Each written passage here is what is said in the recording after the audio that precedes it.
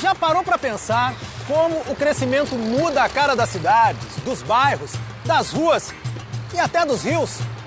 Basta lembrar que a maioria das cidades ou vilas, na época do Brasil colônia, surgiram próximas a rios. Mas ao longo do tempo, os rios foram sendo engolidos pelas cidades.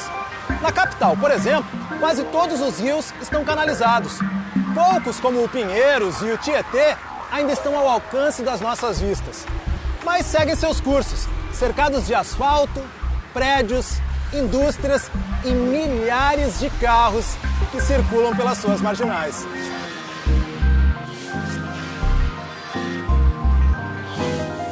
Dá uma olhada só nesse mapa antigo da cidade.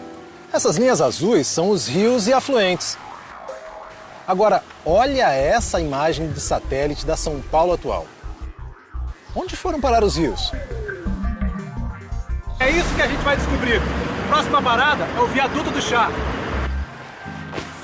O Viaduto do Chá foi construído em 1892 para a travessia do rio Anhangabaú, que passava aqui, ó, aqui embaixo. Agora, dá para acreditar num negócio desse? Um rio passando aqui onde hoje passam milhares de pessoas todos os dias. O rio Anhangabaú nasce na Vila Mariana, passa pela Avenida São João, Vale do Anhangabaú e deságua no rio Tamanduateí, na altura da 25 de março. Boa parte do percurso é feita por canais embaixo das linhas de metrô. Professor, quantos quilômetros de córregos e rios tem hoje na cidade de São Paulo? Aproximadamente 1.200 quilômetros. 1.200 quilômetros. Isso é, se a gente fosse emendar um curso d'água atrás do outro, emendar um riozinho no outro, daria mais da distância, mais de metade da distância de São Paulo até Salvador. É a distância de São Paulo ao Rio Grande do Sul, quase 1.200 quilômetros. Justamente, é bastante coisa. Agora, desse montante, qual a porcentagem que é canalizada? Olha, quase metade. Quase metade? São 500 quilômetros aproximadamente, estão canalizados, sendo que desses 500, a quase totalidade está não só canalizado, mas escondido, está enterrado. Então você nem vê. Ou seja, a gente desconhece mais da metade dos córregos que passam pela cidade. Pelo menos metade dos córregos a gente não consegue ver. Nós estamos passando por cima de um dos afluentes do Anhangabaú, o córrego da Saracura, que corre sob a Avenida 9 de Julho. E agora, vamos pegar o outro afluente do rio Anhangabaú, o Ribeirão do Itororó, sobre o qual passa a Avenida 23 de Maio, o principal acesso de veículos do corredor norte-sul da cidade. Aqui de cima da ponte é que a gente imagina o peso que passa sobre o pobre Ribeirão do Itororó.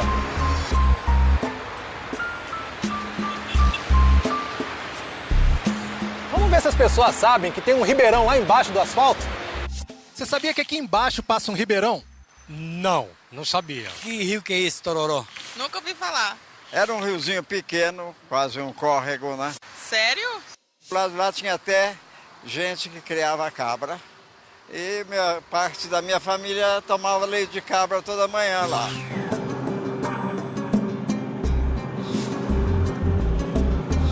Muita gente que passa pela Avenida Pacaembu, na zona oeste da cidade, não sabe que ela tem esse nome por causa de um ribeirão. Os índios Tupi-Guarani, primeiros habitantes dessa região, chamaram de Pacaembu, que significa o atoleiro. O atoleiro hoje também corre por baixo do asfalto. São Paulo é assim, a gente percorre os rios de carro. Aliás, canalização de rios tem sido a solução adotada há décadas para criar essa imensa malha viária. E também para combater as enchentes, comuns em áreas de muito asfalto e pouco escoamento. Bom, primeiro tem que pensar que a transformação é inevitável, né? Então sempre vai ter uma transformação. Agora, essa transformação para causar menos impacto, ser menos negativa, nós teremos que pensar em reservar faixas nas laterais dos córregos para permeabilidade, também para permitir que as pessoas cheguem até perto dos córregos, né? E com isso tem uma relação mais afetiva com ele, né? E não ver só aquilo como um cano de esgoto.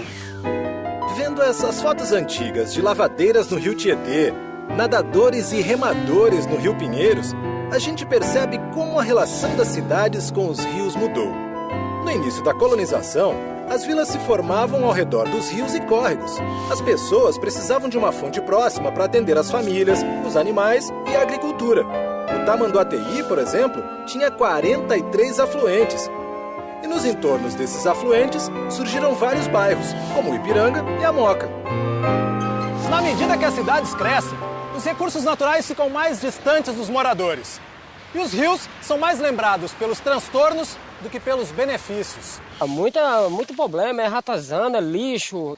Ninguém consegue transitar na rua em tempo de chuva. Muita poluição dentro desse rio, muita sujeira.